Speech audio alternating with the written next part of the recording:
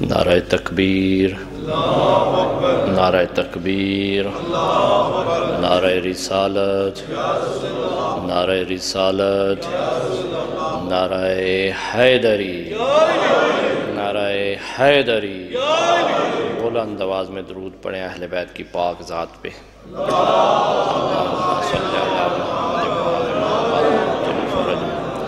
اعوذ باللہ من الشیطان اللعین الرجیم۔ بسم اللہ الرحمن الرحیم۔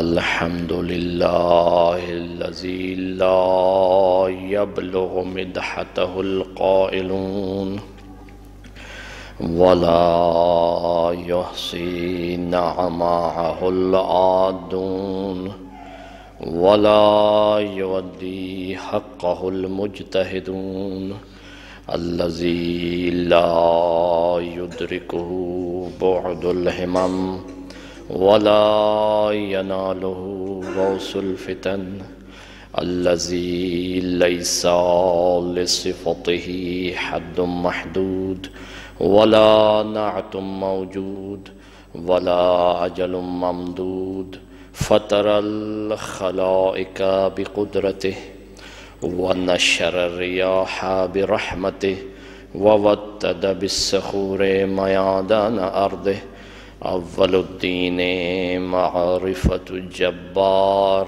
ثم الصلاة والسلام على السيد المكي المدني الهاشمي القرشي الأبتهي سيدنا ومولانا شفيع ذنوبنا وطبيب قلوبنا أبي القاسم محمد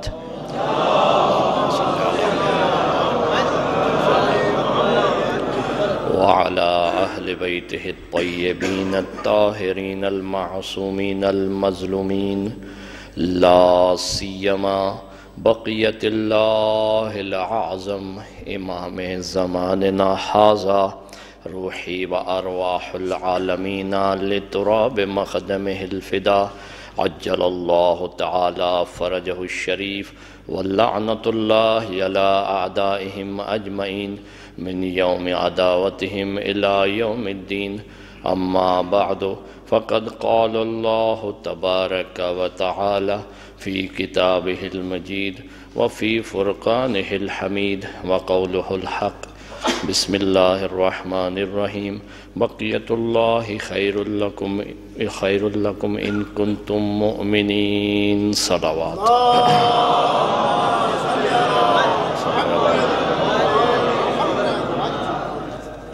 محترم سامعین، اہل ولایت و مودت و محبت، اللہ تعالیٰ آپ سب کے گزشتہ تمام اعمال اپنی بارگاہ میں مقبول و منظور فرمائے اور آئندہ ہم سب کو مزید معرفت اور عقیدے کے ساتھ اعمال انجام دینے کی توفیق عنایت فرمائے۔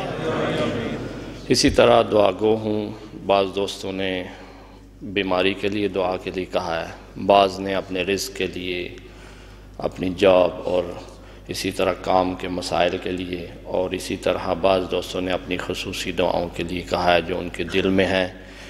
سب کے لیے ہم حضرت حجت کے پاک چہرے کا واسطہ دیتے ہیں خداوند عالم کو، یا اللہ تجھے اس چہرے کا واسطہ جو تیرا چہرہ ہے، جو تیرا ذخیرہ ہے، جو تیرا بقیہ ہے، اس کا تجھے واسطہ، اے اللہ جس کا تو منتظر ہے اور لوگ منتظر ہیں، اس کا تجھے واسطہ کہ جو بھی کسی کا جس دعا کے لیے بھی انتظار ہے، اس حجت منتظر کے صدقے میں اس کا انتظار ختم فرما۔ اللہم صلی علی محمد و آل محمد وعجل فرجہ۔ بلند آواز میں ایک دفعہ سب مل کے درود پڑھیں حضرت حجت کی ذات۔ اللہم صلی علی محمد و آل محمد وعجل فرجہ۔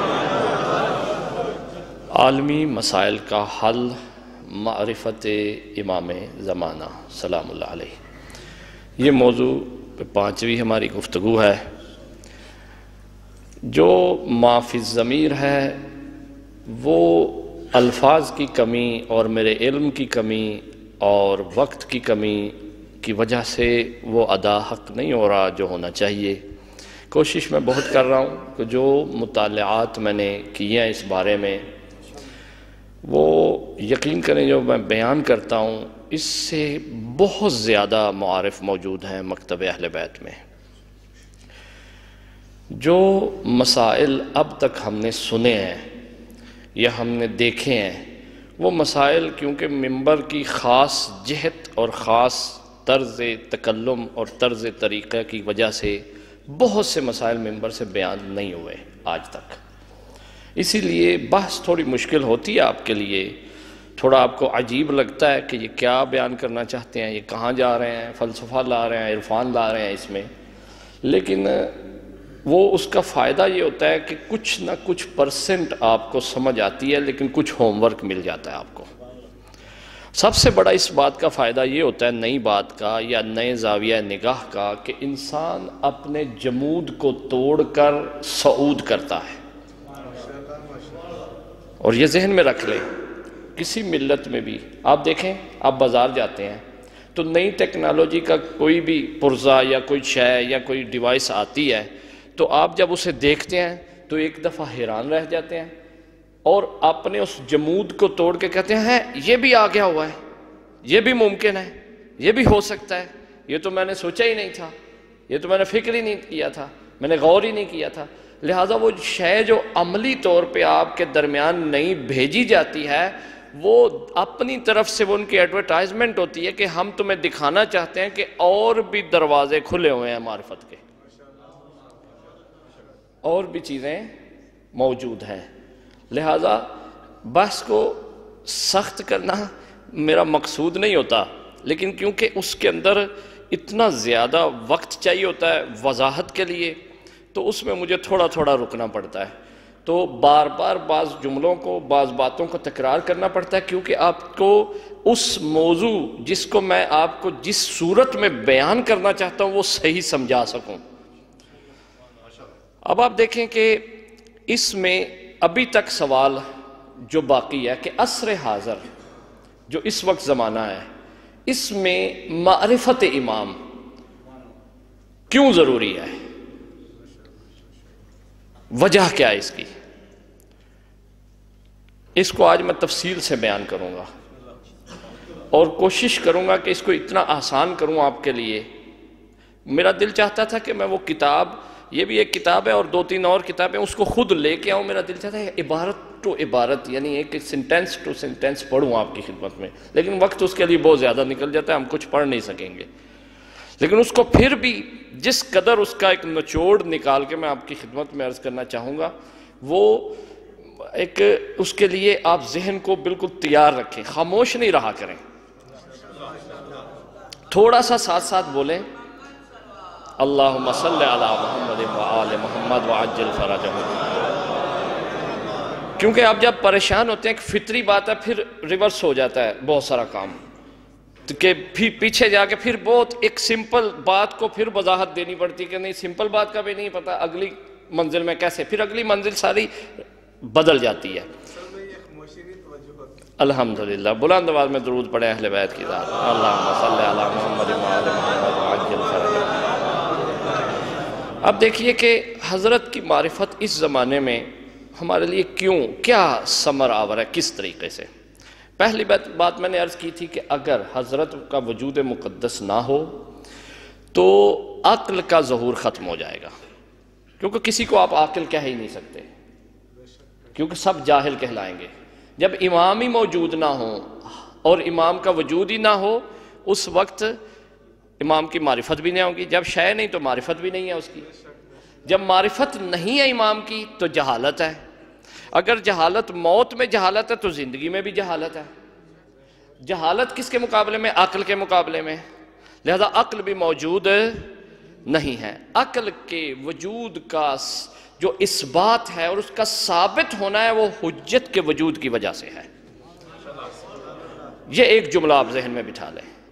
دوسرا جملہ جو آج میں، یہ پچھلی بات تھی جو میں نے آپ کے ذہن کو تازہ کرنے کے لیے کی ہے، دوسری بات ہے کہ اگر کوئی بھی سعادت مند ہو کر اور دوسرے لفظوں میں مسلمان ہو کر مرنا چاہتا ہے، دونوں ایک ہی بات ہے، فرق نہیں ہے، لفظ مسلمان لے آئے یا لفظ سعادت مند لے آئے۔ اگر سعادت مند ہو کر مرنا چاہتا ہے، یعنی چاہتا ہے کہ میری موت ایک سعید انسان جیسی ہو، سعادت مند جیسی ہو، تو وہ اس وقت حجت کی معرفت اس کے لیے ضروری ہوگی، ورنہ وہ سعادت مند نہیں ہے، بے سعادت ہو انسان پوری۔ یہ اکثر آپ سوال کرتے ہیں کہ اللہ نے یہ کائنات بنائی کیوں ہے؟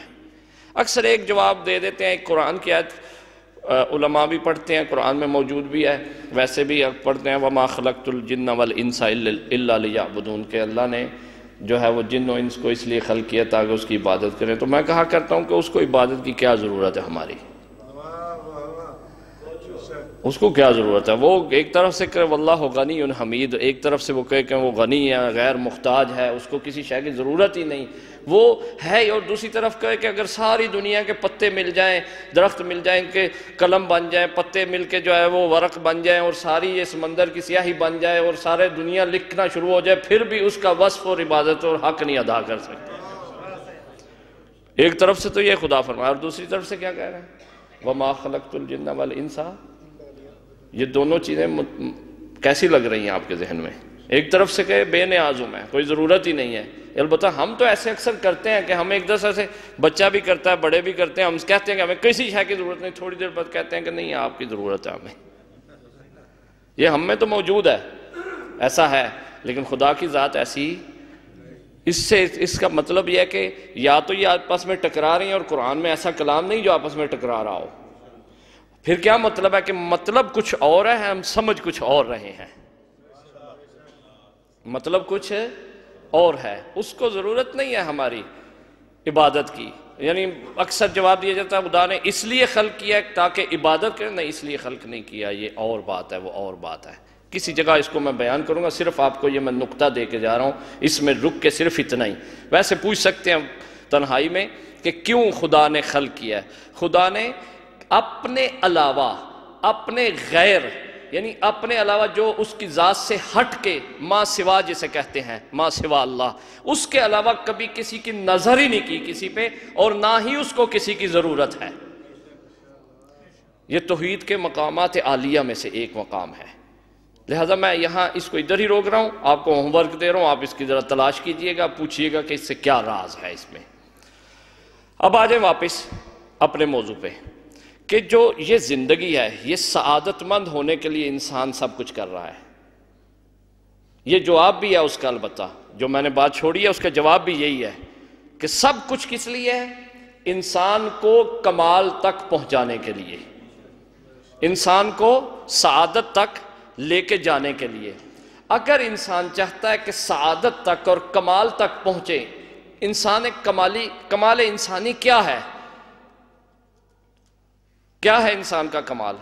اچھا لباس پہننا، اچھی شکل رکھنا، اچھی صورت رکھنا، اچھی گاڑی رکھنا، اچھا گھر رکھنا، اچھی غذا کھانا، اچھا یہ بیٹھنا اٹھنا چلنا پھرنا سیر کرنا اچھی، یہ انسان کا کمال نہیں ہے، قطعاً ایسا نہیں ہے۔ یہ بشر کا کمال ہے۔ البتہ جسم کو اچھا رکھنا، یاد رکھے بشر جب لفظ آتا ہے تو کیا مراد ہے اس سے؟ جسم۔ انا بشر مثلکم، کہ میں تمہاری طرح کا، دیکھنے میں تمہاری طرح کا ہوں۔ اور والعصر ان الانسان لفی خسر، قسم ہے اس عصر کے زمان کی کہ انسان کون ہے؟ نقصان میں ہے۔ پتہ چلا انسان اور ہے، بشر اور ہے۔ بشر کا کمال ہے یہ جسم اور جسمانیت سے متعلق ہر شے اچھی لینا، لیکن انسان کا کمال کیا ہے؟ الا الذین آمنوا، پہلا کمال، وعملوا الصالحات دوسرا کمال، وتواصوا بالحق تیسرا کمال، وتواصوا بالصبر یہ چوتھا کمال ہے۔ یعنی میں نے بھیجا آیت نہیں یہاں پڑھی، یہ حضرت حجت کی غیبت کے زمانے کا وظیفہ ہے آپ کا۔ اللہم صلی علی محمد وآل محمد وعجل فرجهم۔ یہ جو والعصر کا ہے، یہ کس کی قسم کھائی ہے اللہ نے؟ حضرت حجت کی، صاحب العصر والزمان. اب روز کہتے ہیں یا صاحب العصر والزمان، یہ اصل میں اللہ نے کس کی قسم کھائی ہے؟ والعصر، قسم ہے اسی کی، اس عصر کی، عصر الزمان مثلا، اس وقت کی. کون سے وقت کی؟ آج تک کوئی ایسا وقت آیا ہے کائنات میں جو اللہ کو بڑا پسند ہو؟ اچھے وقت آئے بھی ہیں، مثلا سب سے عالی جو وقت ہے دنیاوی اعتبار سے اللہ کی نگاہ میں کیا ہے؟ وہ مقام غدیر. اس سے بلند مقام نہیں آیا کوئی بھی کائنات میں. یہ جتنا وقت گزرا ہے آدم سے لے کر اب تک، سلام اللہ علیہ سے لے کر اب تک، جو سب سے عالی وقت آیا ہے، جو سب سے اچھا وقت آیا ہے، جو سب سے بلند وقت آیا ہے، وہ وہی ہے جہاں اللہ نے اپنی نعمت کو تمام کر دیا تھا.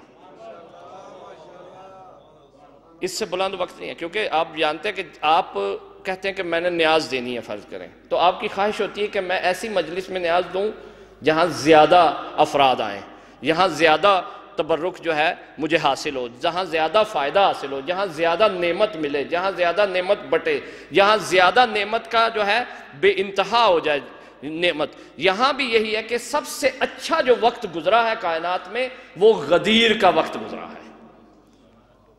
اس کے بعد کچھ اور اوقات ہیں، لیکن غدیر کو تو لوگوں نے پامال کر دیا ہے. غدیر کو تو لوگ بھول گئے ہیں، غدیر کو تو یاد ہی نہیں رکھا. غدیر کا اپنوں نے بھی خیال اتنا ہی رکھا اور غیروں نے بھی نہیں رکھا. غیروں نے ویسے چھپا دیا، اپنوں نے مفہوم بدل دیا اس کا.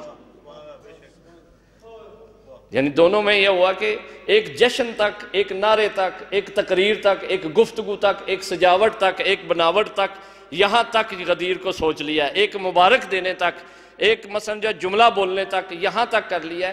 مفہوم غدیر اگر زندہ ہوتا تو آج عالم میں حکومت مہدی ہوتی.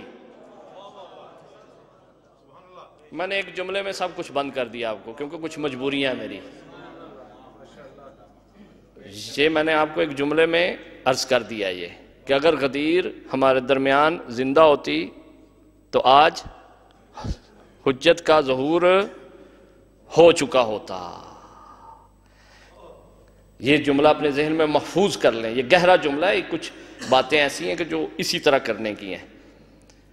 پھر میں دہرا رہا ہوں کہ اگر غدیر، غیر تو بھول گئے، غیر تو تھے ہی دشمن، انہوں نے تو پہلا سلسلہ غدیر کے وقت ہی انکار کر دیا تھا اس کا. وہ بلکہ غدیر سے پہلے جو ہے انتظار میں تھے ایسا کام نہ ہو جائے. پھر اللہ نے کہا الْيَوْمَ يَئِسَ الَّذِينَ كَفَرُوا، کہ آج کافر نا امید ہو گئے. لہٰذا پتہ یہ چلا کہ غدیر اس وقت ہم میں زندہ ہوگی جب حجت کا ظہور ہو جائے گا. اور حجت کا ظہور یقین کر لیں کہ اللہ نے غائب کیا ہی نہیں ہے امام کو.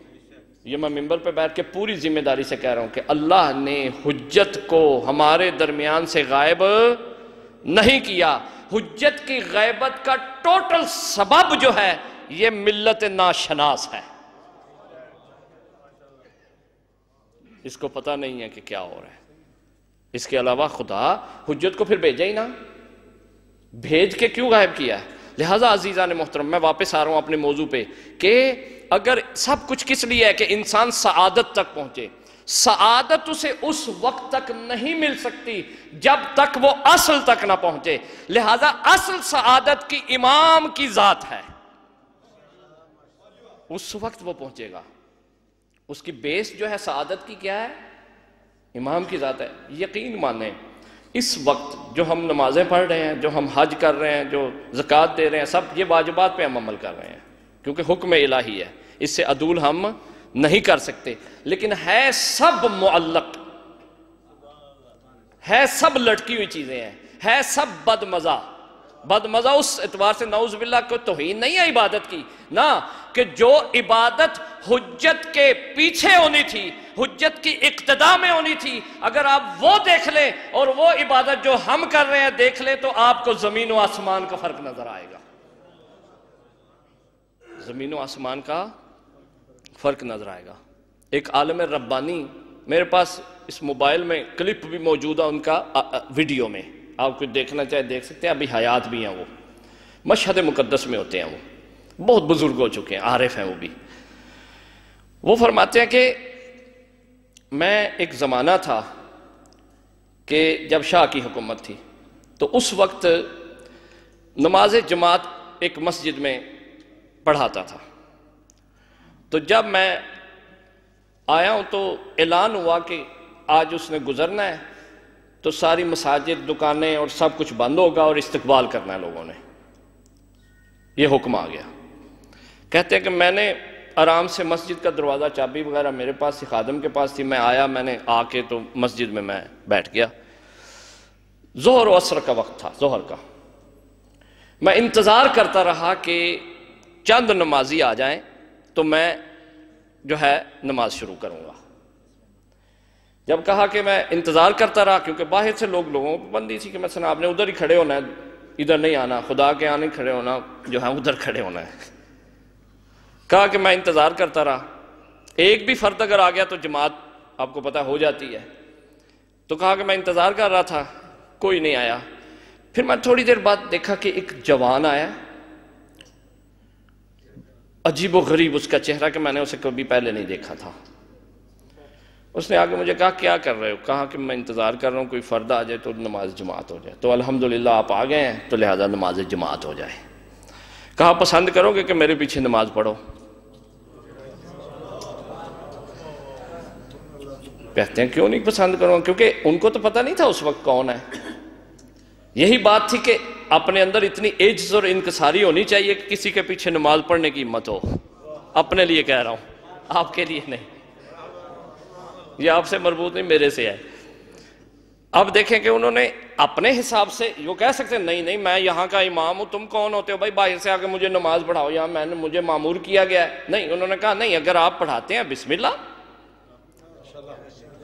اگر وہ کہہ دیتے یہاں کہ نہیں میں یہاں مامور ہوں، پھر سب کچھ ختم۔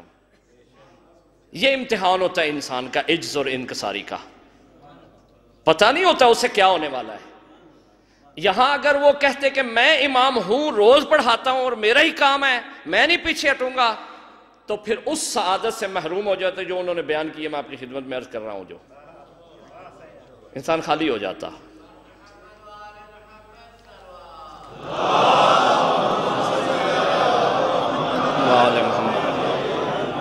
انہوں نے کہا پڑھائیں جی۔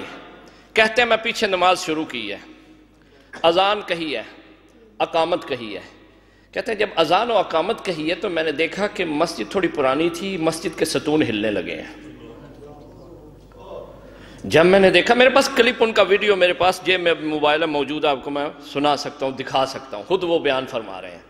کہتے ہیں ستون ہلنا شروع ہوئے، میں نے سمجھا کہ یا زلزلہ آ رہا ہے یا باہر ڈھول وغیرہ یا مثلا استقبال کی وہ مسائل ہیں جس کی وجہ سے اس کی دھمک جو ہے، اس کی وائبریشن جو ہے وہ یہاں پہ مسجد میں آ رہی ہے۔ کہتے ہیں میں نے غور نہیں کیا، جب بھی اللہ اکبر میں کہتا تھا، اذان و اقامت میں نے کہی، جب اللہ اکبر کہتا تھا تو سب کچھ ہلتا تھا، تو میں ڈرتا بھی تھا کہیں گر نہ جائے۔ جب اس کے بعد اس فرد نے نماز اللہ اکبر کہا ہے، میں نے بھی اللہ اکبر کہا ہے، کہا میں اب روئے زمین پہ نہیں تھا۔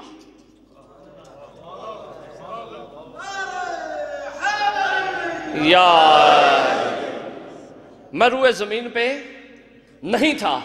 اب میں نے دیکھا کہ اس کے اللہ اکبر کے ساتھ ستونوں سے اللہ اکبر کی آواز آ رہی ہے،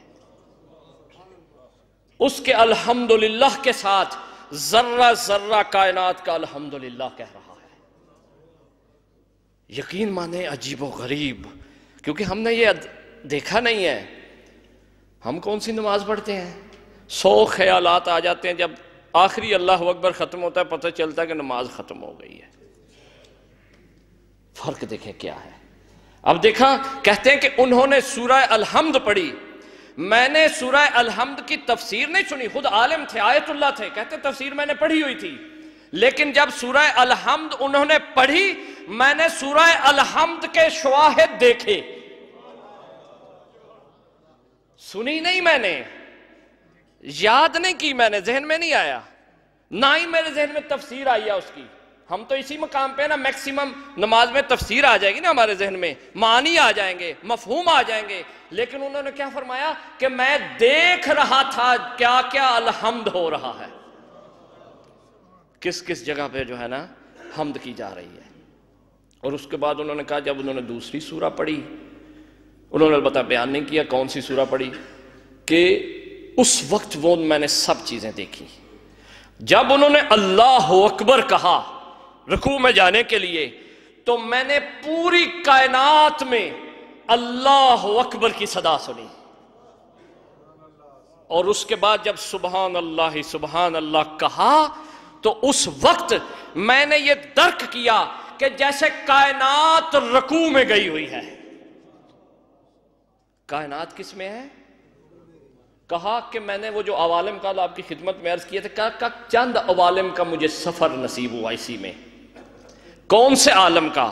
کیونکہ حجت کی نماز ایک عالم کی نہیں ہے.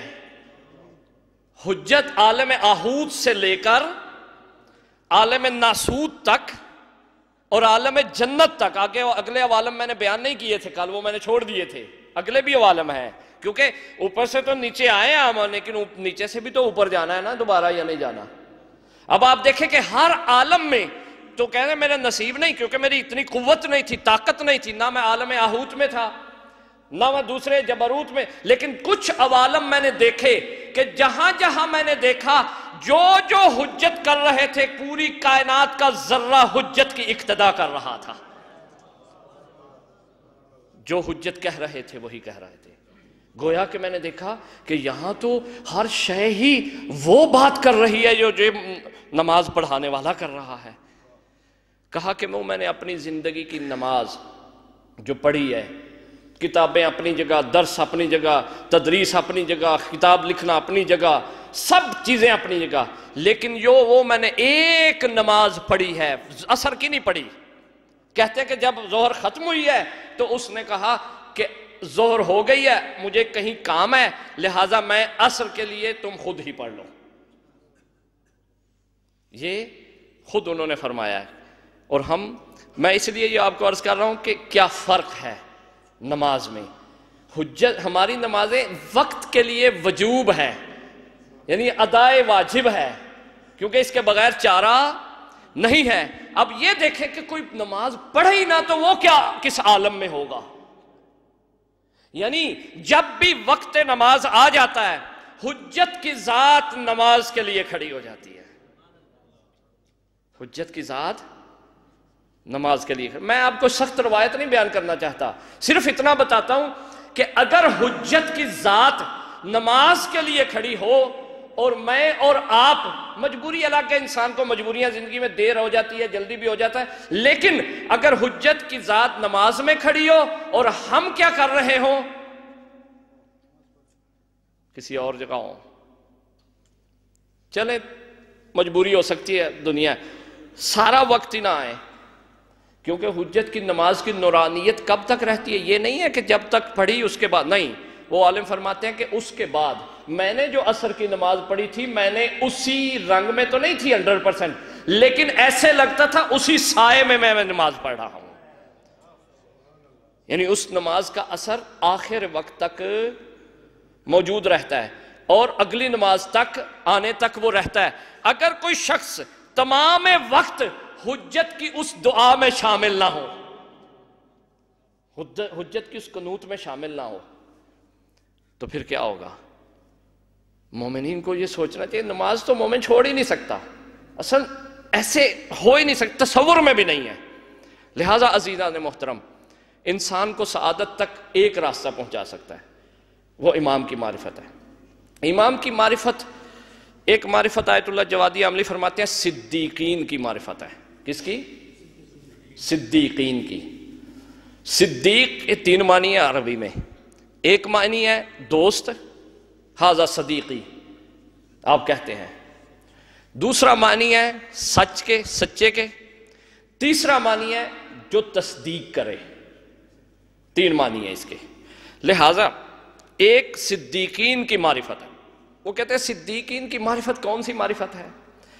کہ جس میں انسان کو عمل کرنے کے لیے سوچنا نہ پڑے،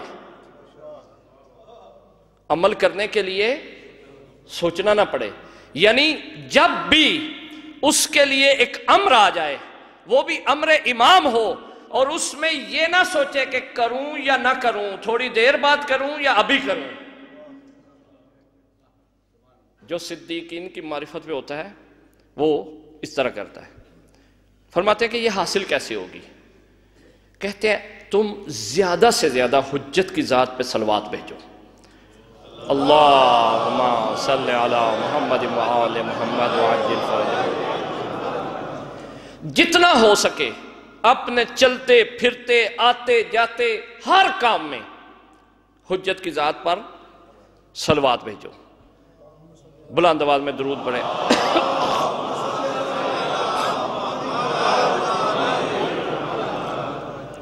توجہ فرمائیے آپ نے، یہ صدیقین کی معرفت ہے۔ یہ معرفت جب انسان کو مل جائے اس کا عمل تام ہو جاتا ہے۔ اب میں وہ گفتگو آپ کی خدمت میں عرض کرنے جا رہا ہوں کہ جب بھی وجود حجت ہمارے ذہن میں آتا ہے تو دو چیزیں ضرور آتی ہیں، ایک غیبت اور ایک انتظار۔ ایسا ہے نا؟ بقیہ سب آئمہ کے بارے میں جب ہم سوچتے ہیں نہ غیبت ذہن میں آتی ہے نہ انتظار ذہن میں آتا ہے، حتیٰ آنا انہوں نے بھی ہے، حتیٰ آنا انہوں نے بھی ہے۔ ہمارا عقیدہ ہے کہ رجعت کا عقیدہ ہے نا آپ کا کہ سب لوٹ کے آئیں گے، لیکن کیا وجہ ہے کہ جب بھی نام حجت آتا ہے تو آپ کے ذہن میں کیا بات آ جاتی ہے؟ انتظار اور غیبت۔ غیبت کیا ہے؟ پہلے اس کی تشریح عرض کروں گا، پھر انتظار کی تشریح عرض کروں گا، شاید آج پورا نہ ہو سکے۔ غیبت کسی شے کا نظروں سے اوجھل ہو جانا، نظر نہ آنا۔ مثلا اگر اس ستون کے پیچھے کچھ ہے، یعنی یہ دو پردہ جو لگا ہوا یہاں کالا، دو سائڈیں میرے لیے شہود ہیں اور دو سائڈیں میرے لیے غائب ہیں، ایسا ہی ہے؟ بہت سی چیزیں ایسی ہیں کہ جو میرے لیے غائب ہیں اور بہت سی چیزیں ایسی ہیں جو میرے لیے شہود ہیں، لیکن موجود سب ہیں، موجود سب ہیں۔ شہود اور غیب کا مسئلہ ہے، شہود سب ہیں۔ آئمہ کے بارے میں، بقیہ آئمہ کے بارے میں جب آپ ایک ایک امام کے بارے میں سوچتے ہیں یا مثلا نام لکھا ہوا آپ دیکھتے ہیں تو اس وقت نام پڑھتے ہی یا سنتے ہی آپ کے ذہن میں ایک خاص مفہوم بیٹھ جاتا ہے۔ مثلا آپ نے حسین ایک ذہن میں خاص، آپ نے حسن سلام اللہ علیہم ایک خاص، علی سلام اللہ علیہ ایک خاص، ایک ایک چیز آ گئی، حتیٰ سب ایک نور ہیں۔ یہ کیوں ایسا مختلف ہے؟ وہ مختلف اس لیے ہے کیونکہ مختلف افراد ہیں، عقلیں مختلف ہیں، شعور مختلف ہیں، درجے مختلف ہیں، مقامات مختلف ہیں۔ جو بھی کسی درجے پہ ہو، جب بھی کسی حجت کے بارے میں سوچے تو اس وقت اسے اور درجہ آگے مل جائے، اس کا ایک درجہ بڑھ جائے۔ غیب میں بھی یہی ہے، شہود میں بھی یہی ہے۔ غیبت کیا ہے؟ غیبت دو طرح کی ہوتی ہے، ایک ہوتا ہے غیبت مطلق، کل پرسوں میں نے اشارہ بھی کیا تھا اس کا، صرف ایک جملہ اس کے لیے بولا تھا، اور ایک ہے غیبت نسبی۔ غیبت مطلق کیا ہے؟ مطلق یعنی مکمل طور پر، کمپلیٹلی، جس کو اصلاً پہچان ہی نہ سکے، جان ہی نہ سکے، جو ہو ہی غائب، نظر ہی نہ آئے، جو کبھی بھی شہود کی منزل پہ نہ آئے، جو کبھی بھی نہ دکھے، اسے کیا کہتے ہیں؟ غائب مطلق۔ اللہ کی ذات، اس کی حقیقت کو ہم سب نہیں جانتے اور نہ جان سکتے ہیں۔ کوئی بھی اس کے علاوہ اس کو اس طرح، اس کی حقیقت کو، البتہ ویسے تو اہل بیت سب سے عالی جانتے ہیں ان کو، اس سے بڑھ کے کوئی نہیں جانتا۔ یہ ذہن میں رکھ لیں کہ اس دن میں نے ایک جملہ بھی عرض کیا تھا، دوست نے سوال بھی کیا تھا کہ اہل بیت کون سی معرفت مانگتے ہیں؟ قل ربی زدنی علما سے کیا مراد ہے؟ وہ آخری درجے پہ معرفت میں موجود ہے، وہاں پہ اس طرف سے وہ معرفت نہیں مانگتے دوست نے سوال کیا، مولا علی نے فرمایا سلام اللہ علیہ نے کہ میرے یقین میں پردے جتنے بھی ہٹ جائیں اضافہ نہیں ہوگا. یہ کیا مراد ہے؟ کیا اس طرف مراد ہے یا اس طرف مراد ہے؟ علی علیہ السلام کیا فرما رہے ہیں کہ کائنات اور جو اس کے بعد شے ہے اس میں کسی قسم کے میرے یقین میں اضافہ، یہ سب کچھ میرے سامنے ہے، لیکن خدا کی ذات اور اس کی حقیقت جو ہے اس کے لیے میں بھی طالب ہوں ایک مقام پہ جانے کے باوجود کہ قل رب زدنی علما، کہ مجھے اور علم ملے خدا کا، مجھے اور معرفت خدا ملے، کیونکہ حقیقت ذات تک کوئی نہیں پہنچ سکتا. یاد رکھیں میں کہا کرتا ہوں کہ جو بھی اللہ کی حقیقت کو جان جائے پھر وہ خود خدا ہے، پھر وہ خود خدا ہے. کیونکہ جب حقیقت کو جان لے تو سمجھے کہ اس کا احاطہ قدرت ہے اس پر، اور جب احاطہ قدرت ہو جائے تو اس وقت وہ شے مقدور بن جاتی ہے، یہ قادر بن جاتا ہے. لہذا اہل بیت خدا پر قادر نہیں ہے، کائنات پر قادر ہیں. خدا ان پہ قادر ہے، یہ مقدور ہیں خدا کے، اور کائنات جو ہے ان کے لیے یہ اس پہ قادر ہے، کائنات ان کی مقدور ہے. لہٰذا عزیزان محترم یہ بات آپ نے ذہن میں رکھ لی، کیونکہ آپ خوف بھی کرتے ہیں، کچھ لوگ سوء استفادہ بھی کر لیتے ہیں، کہتے ہیں مولانا ہاں یاد رکھیں جہاں بھی قدرت الہی ہے وہاں ان کی قدرت ہے، اور جہاں ان کی قدرت ہے وہاں اللہ کی قدرت ہے. یہ جدا نہیں کرنا آپ نے اس کو. اب آپ توجہ رکھیں کہ اللہ کی جو حقیقت ہے وہ غیب مطلق ہے، جسے کیا کہتے ہیں؟ غیب جو کسی کے ذہن میں آنے والی صرف اسی کے لیے واضح ہے اور کسی کے لیے نہیں. اس سے کہتے ہیں غیب ایک شے ہے جو غیب مطلق ہے، یعنی کسی کی نسبت بھی واضح نہیں ہے. اور دوسری غیبت کیا ہے؟ غیب نسبی.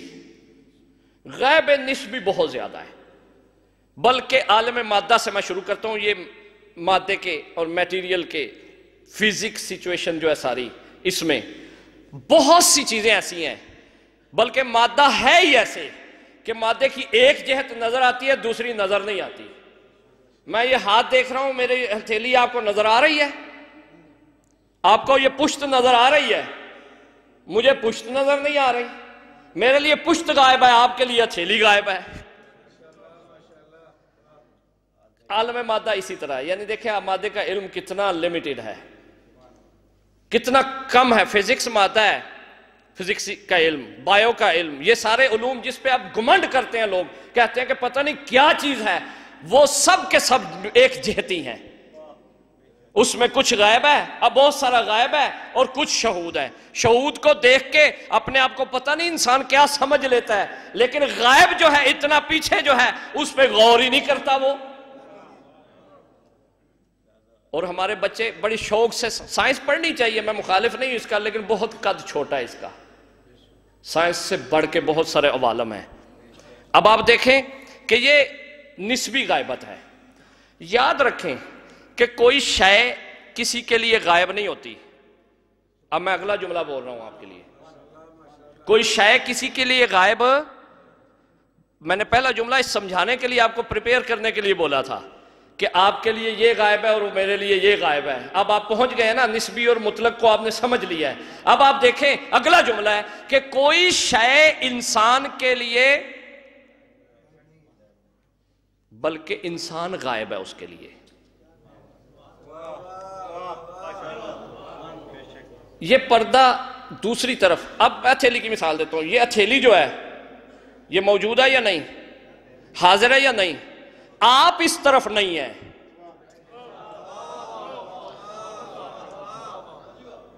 میں اس طرف نہیں ہوں، میں غائب ہوں اس طرف ہونے سے.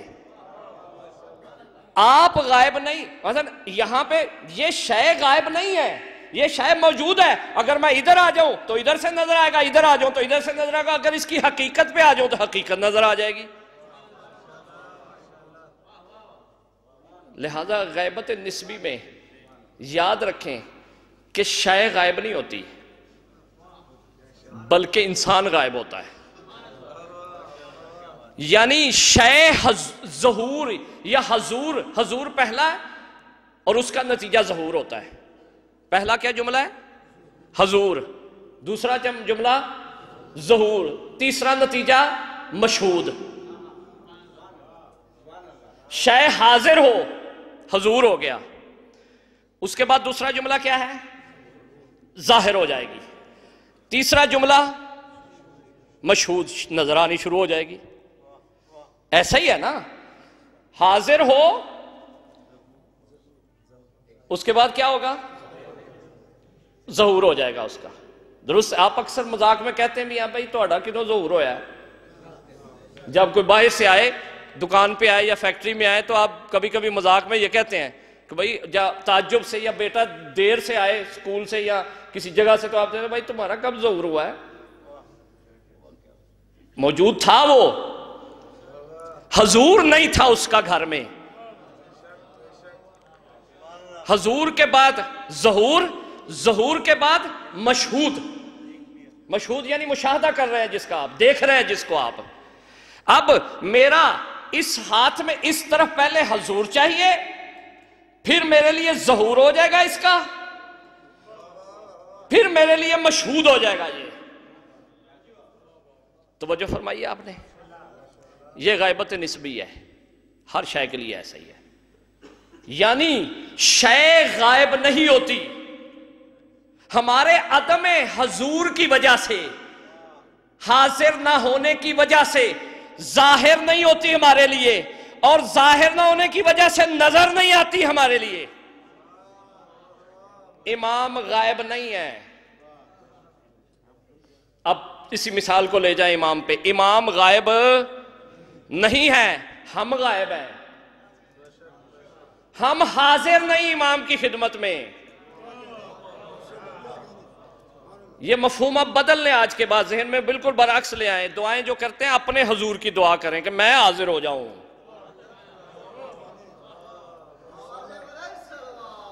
اللہم صلی علی محمد وآل محمد وعجل فرجہم.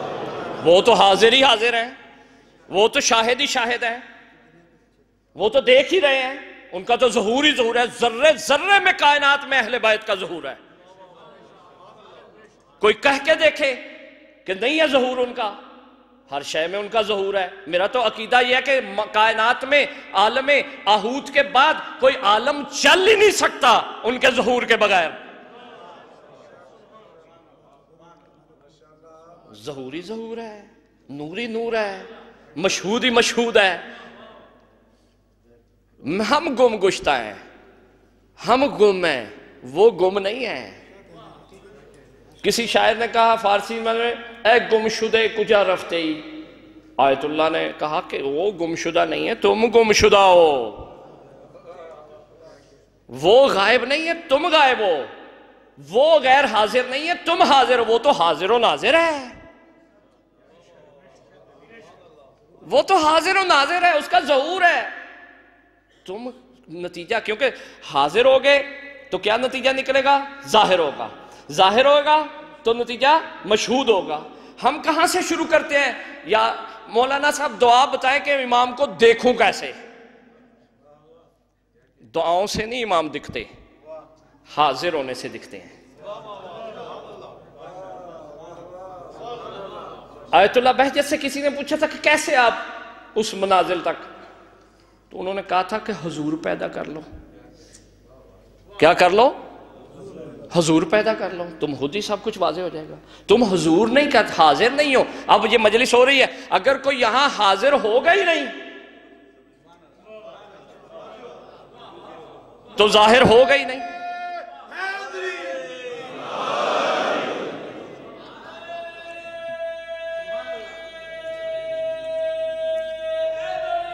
یا خدا کی قسم وہ غائب نہیں ہے. کیوں کہ قرآن کہتا ہے کہ تمام نبیوں کی گواہی، تمام امتوں کی گواہی ان کے نبیوں نے دینی ہے. ٹھیک ہے؟ اور تمام نبیوں نے گواہی کس کو دینی ہے؟ رسول کو. امت وسط نے گواہی دینی ہے رسول کو. تمام انبیاء نے امت وسط کو، امت وسط نے رسول کو. اس طرح ترتیب ہے کہ اللہ نے گواہی لینی ہے. کس چیز کی گواہی؟ ایمان کی، عمل کی، کردار کی، گفتار کی، ہر شے کی گواہی اللہ نے لینی ہے. اللہ کو علم ہے، پتہ ہے اسے ہم کیا کر رہے ہیں، لیکن کیوں گواہی لینی ہے؟ کیونکہ اللہ یہ سمجھانا چاہ رہا ہے اگر تمہاری طرف میں نے اعمال نازل کیے ہیں تو بھی رسول و اہل بیت کے ذریعے کیے ہیں، اگر واپس لوں گا تب بھی ان کے ذریعے لوں گا میں. اللہ اکبر، یا رسول اللہ، یا اللہم صلی علی محمد وآل محمد وعجل فرجہم. لہذا ہماری گواہی کس نے دینی ہے؟ امام کی ذات نے، حضرت حجت نے ہماری گواہی. اور پچھلی جو تھی مثلا 1200 سال پہلے جو تھے امام حسن عسکری علیہ السلام نے، اسی طرح چلتے چلتے پیچھے ہماری گواہی کس نے دی؟ حضرت حجت نے. جس نے گواہی دینی ہے وہ غائب ہوتا ہے.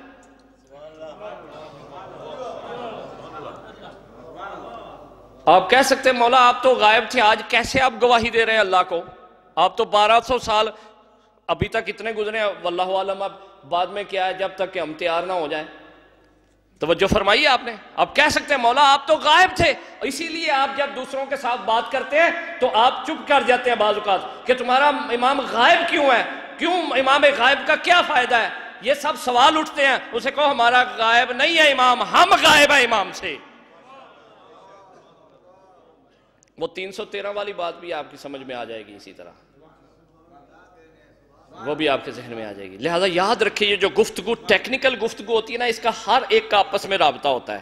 معرفت کا رابطہ حضور سے ہے. جب معرفت صدیقین مل جاتی ہے تب حضور ہو جاتا ہے، انسان حاضر ہو جاتا ہے. لہذا عزیزان محترم یاد رکھیں، بالکل وقت تمام ہونے والا ہے، میری بات پوری نہیں ہو سکی آج بھی، تشنگی اس میں بہت باقی ہے. دیکھیں کہ امام غائب نہیں ہے، ہم غائب ہیں. امام صحنے میں موجود ہیں. حل من ناصر ینصرنا. امام ہمیشہ موجود ہیں اور حاضر ہیں. غائب ہم غائب ہیں. ہم کیمبرج گئے ہوئے ہیں، ہم آکسفورڈ گئے ہوئے ہیں، ہم گئے ہوئے ہیں فلانی جگہ پہ، ہم فلانی جگہ پہ ہیں، ہم فلانی جگہ پہ ہیں. امام اپنا صحیفہ علم لے کر، قدرت الہی لے کر، شأن الہی لے کے، علم الہی لے کے، وجہ اللہ بن کے، عین اللہ بن کے، لسان اللہ بن کے، اذن اللہ بن کے انتظار کر رہے ہیں. اسی لیے آپ کہتے ہیں حجت منتظر بھی اور منتظر بھی ہے. منتظر جس کا انتظار کیا جائے، منتظر جس کے جو خود بھی انتظار میں ہو. اللہ کے اذن کا انتظار اور ہے، لیکن حجت منتظر ہے ہمارے حضور کی. اور میں نے اس دن عرض کیا تھا یہی کام کربلا میں ہونا تھا. ہونا تو اصل میں غدیر میں تھا. ہونا کہاں تھا؟ غدیر میں. غدیر آئی اس لیے تھی، امت غدیر کو بھول گئی، پامال کر دیا. خدا نے کربلا دی. دوسرے رنگ میں حل من ناصرین کہو. وہاں خوشی تھی. میں پچھلے سے پچھلے اشرے معرفت سید الشہداء میں پڑھ چکا ہوں کہ کیوں سید الشہداء نے اس طرح فتح کیا کربلا کو مظلومیت کے ساتھ. اس میں پڑھ چکا ہوں، جو دوست موجود تھے ان کے ذہن میں ہونا چاہیے. اس لیے کیونکہ خوشی میں باتیں یاد نہیں رہتی، غمی میں باتیں یاد رہ جاتی، جو آج بھی یاد ہے آپ کو. جشن آپ ایک دن منا کے وہ بھی پتہ نہیں کیسا کیسا منا کے چلے جاتے ہیں، لیکن غم میں آپ تساہل نہیں کرتے. تو اسی لیے وہ کہا کہ دوسرے رنگ میں اب تمہیں بلایا جا رہا ہے. پہلے تمہیں اعلان کر دیا تھا غدیر میں کہ حکومت الہی، نظام الہی، شان الہی سب تمہیں دے رہے ہیں. امت نے کہا نہیں، ہم نے اپنا لینا ہے، لے لو بھائی. وہاں یہ نوبت پہنچی کہ سید الشہداء جیسی شخصیت نے آ کے کہا کہ اب میں دوبارہ پکارتا ہوں تمہیں، اب بھی اگر میرے ساتھ آ جاؤ گے تو پھر وہی غدیر والے سعادت مند ہو جاؤ گے، پہنچ جاؤ گے وہاں پہ. لوگوں نے کہا نہیں آنا. ہم نے پتھر مارے، نیزے مارے، تیر مارے، تلوار ماری.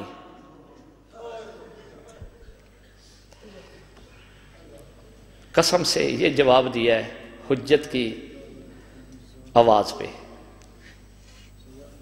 اللہ نے بعد والی حجت کو بھیجا. بعد والی حجت کا سلوک دیکھا تھا، رات میں نے پڑھا ہے آپ کی خدمت میں. بعد والی حجت کے ساتھ کیا کیا تھا رات مصائب میں سن چکے ہیں آپ. قسم خدا کی 35 سال میرے مولا سجاد خون روتے رہے ہیں. یہ معمولی بات نہیں ہے، اس کو سوچا کریں. ہو وقت کا امام، اور سن لیا آپ نے کیسے نماز پڑھتا ہے امام. امام کی نماز کیا ہوتی ہے؟ اور امام کو نماز کہاں پڑھی ہے سجاد نے پتہ ہے؟ وہاں پڑھی ہے جہاں اللہ نے کہا کہ تو سید الساجدین ہے، تو زین العابدین ہے. عزادارو کہاں پڑھتے تھے سجاد نماز؟ کہاں امامت کرواتے تھے؟ امام کا کام ہے نا امامت کروانا. پڑھوں میں آپ کے لیے کیسے امامت کرواتے تھے سجاد. امامت کے پیچھے کچھ معمومین ہوتے ہیں، نماز پڑھنے والے ہوتے ہیں. یہ شام کے بازار میں جب وقت نماز آتا ہے نا تو سجاد نے نماز کیسے پڑھی ہے؟ سجاد امام ہے، آگے ہے، پیچھے زینب کبریٰ ہے.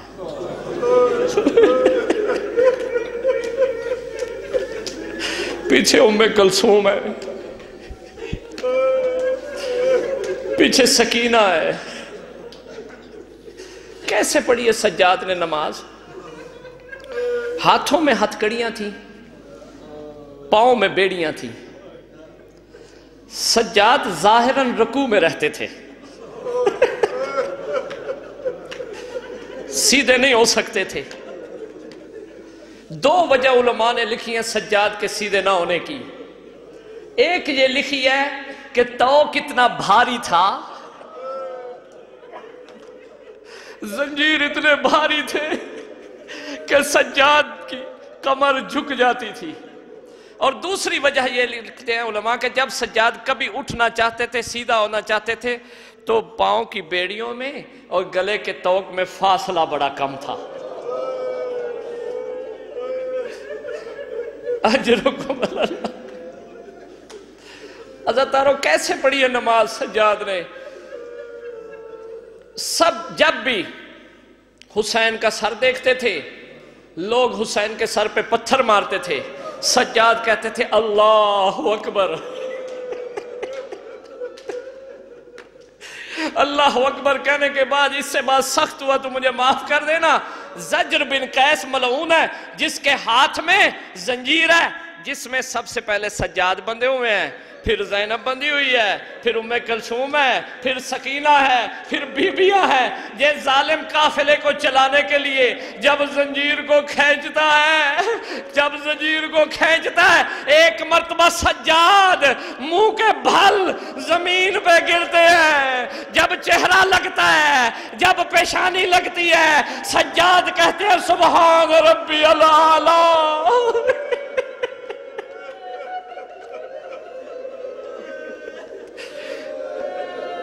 یہ سجاد نے سجدے کیے ہیں، لیکن خالی سجاد نے سجدے نہیں کیے بلکہ روایت ہے زینب کے لیے خرت مغشیتن بوجہہا کہ جب بھی وہ ظالم کھینچتا تھا زنجیر، زینب منہ کے بل زمین پہ آ کے گرتی تھی. بازو پیچھے بندھے ہوئے تھے، گردن پہ بندھے ہوئے تھے. میں سوال کرتا ہوں جس کے بازو بندھے ہوئے ہو اگر وہ منہ کے بھل زمین پہ آئے تو اس کا چہرہ زمین پہ لگے گا. جب بھی زینب کا چہرہ زمین پہ لگا ہے، زینب نے ایک مرتبہ عباس کے سر کی طرف دیکھا، کہا عباس دیکھو تیری بہن شام کی زمین پہ سجدے دے رہی ہے. اجرکم اللہ. अजरुकुम अल्लाह।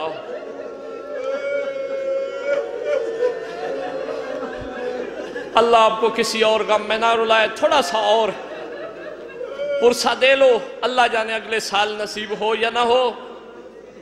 अज़ादारो, शाम का एक वाक़या है। बाजार में हजूम बहुत था। हालत ये थी, मौला सज्जाद फरमाते हैं, इब्ने मुंज़र मदाइनी की रवायत है, मौला सज्जाद फरमाते कि छतों पे बीबियां थीं, बाजार में मर्द थे। मैंने कह दिया, आपने सुन लिया है। दोनों तरफ मर्द खड़े थे। आज जानते हो, गैरतमंद हो, कि जब आपकी कोई बीबी साथ जाए, बीबियों को रुकवा देते हो, कहते हो कि रुक जाओ, ये मर्दों को गुजर लेने दो।